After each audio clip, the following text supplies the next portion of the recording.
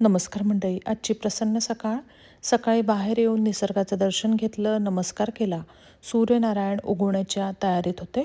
सकाळी सकाळी सूर्यनारायणाची सोनेरी किरणं सगळीकडे पसरलेली होती. सकाळी सकाळी पक्ष्यांचा किलबिलाट ऐकायला मिळतो. इकडे आजूबाजूला भरपूर सारी झाडे असल्यामुळे सकाळी 5 वाजल्यापासूनच पक्ष्यांचा किलबिलाट ऐकायला येतो. सकाळी ट्रेलमध्ये फिरायला आले. कोणीतरी प्रश्न विचारला होता, ट्रेल म्हणजे काय? तर निसर्गातनं फिरण्यासाठी केलेली ही पायवाट आहे. यामध्ये आपण सायकल घेऊन सुद्धा येऊ शकतो. बरीच लांब ही ट्रेल आहे. जवळपासच्या सगळ्या नेबरहूडला ही ट्रेल कनेक्ट आहे. चांगलं जेव्हा वातावरण असतं तेव्हा बरेच लोक या ट्रेलमध्ये चालताना, सायकलिंग करताना दिसतात.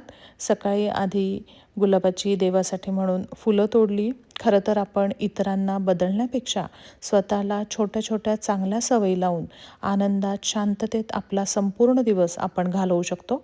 सतत कंप्लेंट करणं, एखाद्याविषयी बोलणं, प्रत्येक वेळी एखाद्याला आपले प्रॉब्लेम्स शेअर करणं, हे सगळं न करता जे आपल्याकडे चांगलं आहे त्यासाठी देवाचे आभार मानून सकारात्मक विचार आपण नेहमी करायला हवा.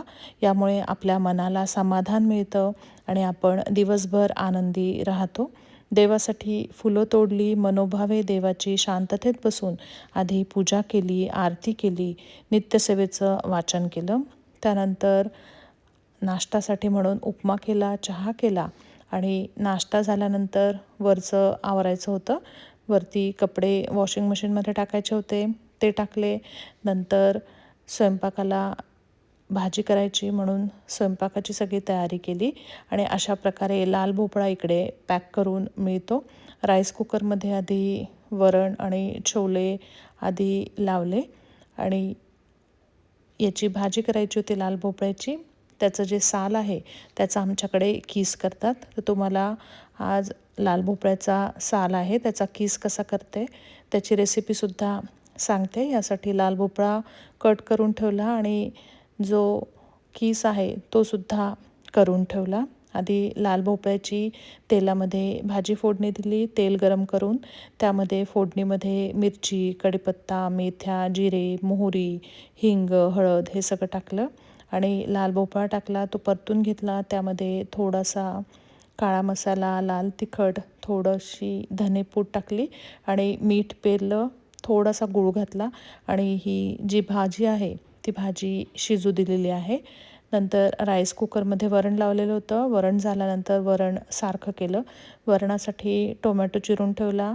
या वरणामध्ये आलं, मिरची, कढीपत्ता, टोमॅटो हे सगळं घातलं आणि कोथिंबीर, खोबरं घालून वरणाला फोडणी दिली आणि छान वरण हे उकळू दिलेलं आहे.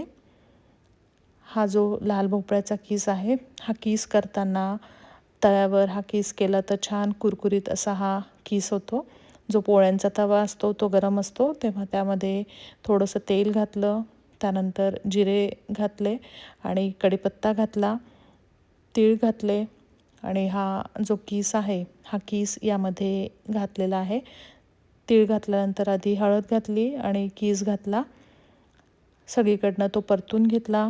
वरून लाल तिखट, धनेपूड आणि मीठ यावरून पेरलेलं आहे आणि सगळीकडनं छान परतून झाल्यानंतर शेवटी यावर दाण्याचं कूट पेरलं 1 चमचा आणि दाण्याचं कूट पेरल्यानंतर हा छान कुरकुरीत हा किस होतो.